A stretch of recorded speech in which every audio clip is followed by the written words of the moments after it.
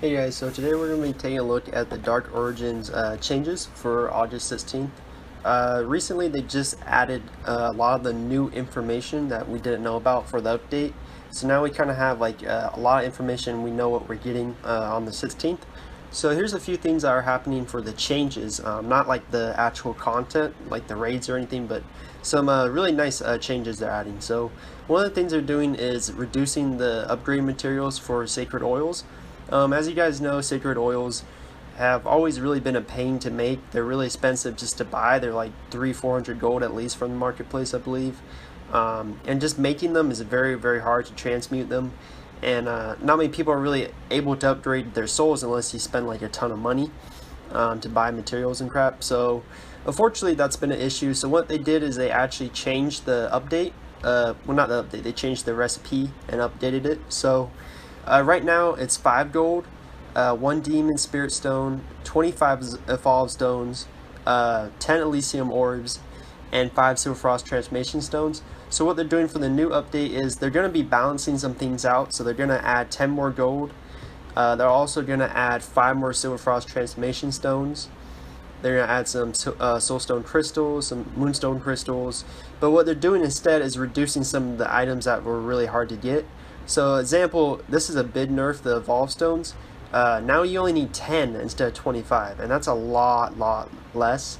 And I actually really like this because evolve stones, again, are, even though they added it to Celestial Basin, they're still very hard to get. You just have to buy them from the marketplace, in all honesty. So I really like that they kind of made it less and just more of regular materials that you can actually farm for and get, like moonstone crystals and blah blah blah. So I really like this change. It's not like a huge change where like it's super easy to make the soul now, but I think it's good because they don't want to nerf it too much where like everyone can get legendary souls and stuff. But I do feel like this is a good change, and I like that they're kind of reducing the cost and making it so that not so many evolve stones, because evolve stones really are a pain. So nice little change. I do like it, and I feel like it's pretty fair. It's not too bad.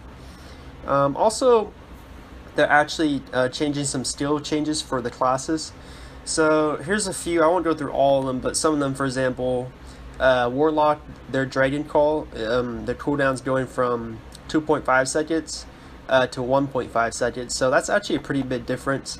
For my class, Blade Dancers, we're getting Awakened Lightning Flash, Awakened Wind Flash, Awakened Thundering Typhoon, all these. So now we can use those during Soulborn. So that's going to be cool. I'm kind of interested in see how much damage they actually do during Soulborn. So going to be cool. So basically, it's kind of changed like the Warlock Soulborn abilities for the classes. Like for example, Destroyers. Now they can use a different form while under the effects of Soulburn. So kind of interesting. No class got like super buffed or anything, and no class really got nerfed. But just a few changes here and there. Hopefully you are happy with your changes. And not every class got changed, just a couple.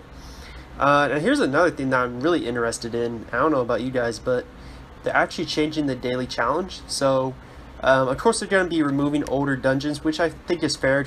No one wants to run Black Ram like freaking Shipyard or whatever you call it. No one wants to run that dungeon. No one wants to run like these older dungeons or like Bloodshade Harbor. Like they're just really like a pain to run personally, and I feel like it's nice that they're going to be kind of getting rid of them. And a lot of people would kind of argue maybe that it helped lower levels, but honestly, whenever I did the random like FP parties for like Bloodshade Harbor for daily challenge, I would never like see any low levels. It would all be like Moon 12 level 50s breezing through the content, and it just was like really irritating because no one wanted to do it. So I do like that they're going to keep getting rid of the older dungeons in the daily challenge, maybe rotating some new ones, so that would be nice. But what they're also doing is now you only need 3 daily challenges to get the rewards. So if you guys know, you need 4 right now. You have to complete 4 quests in the daily challenge to get the rewards. So on the 16th, you're only going to need 3 quests done. So this is going to save a lot of time and be way easier to get the rewards. And another big thing is that they're going to be improving the rewards. So what they're seeing is that the gold amount is going to be increased, and just basically making it a little bit better. So unfortunately right now we don't know exactly how much the gold amount is going to be increased or anything like that, but I'm actually really excited about this, and I do like the changes to this a lot. I feel like only 3 is really nice, especially for people who's like on a time limit during the day, might not have a lot of time. So really like these changes. I think all these are actually pretty nice. Nothing really negative to say. Really like these changes, and really excited for August 16th for sure.